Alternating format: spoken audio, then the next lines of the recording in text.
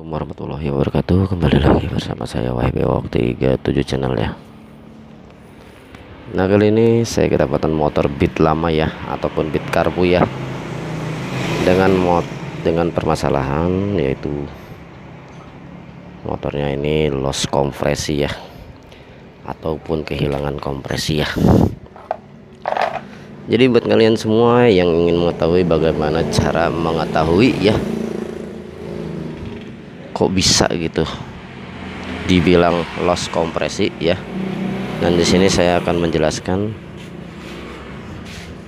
dan memperlihatkan bagaimana cara ya mengetahui hilangnya kompresi. Oke ya guys ya, jadi sebelum saya lanjutkan ya, seperti biasa di sini ya, kita ngopi dulu ya biar mantap. Mantap guys ya. Oke guys ya, saya akan mulai memberikan caranya bagaimana mengetahui kompresi motor ini normal atau tidaknya, ataupun loss kompresi ya.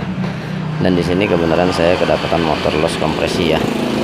Dan di sini saya akan berbagi ya kepada kalian semua ya.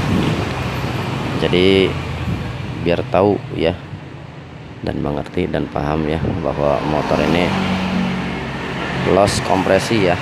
Dan ini kebenarannya sudah saya bongkar-bongkar ya, dan buat kalian ya supaya tahu ya bahwa loss kompresi itu ya, walaupun tidak melepas busi ya, tidak melepas busi ya. Nah, businya masih nempel ya. Jadi begini caranya ya. Caranya sangat mudah sekali ya. Kalau motor yang pakai engkol, kita engkol saja ya seperti ini. Nah, kalian lihat sendiri ya, pada saat di engkol ini nggak ada kompresi ataupun tekanan ya, lihat. Nah, engkolnya tanpa tenaga ya, tuh ya, enteng sekali ya. Jadi pada saat di engkol tidak ada jeda ya, jeda pengengkolan yang keras gitu ya. Biasanya tek sekali gini langsung baru terasa ya. Kalau ini lolos ya.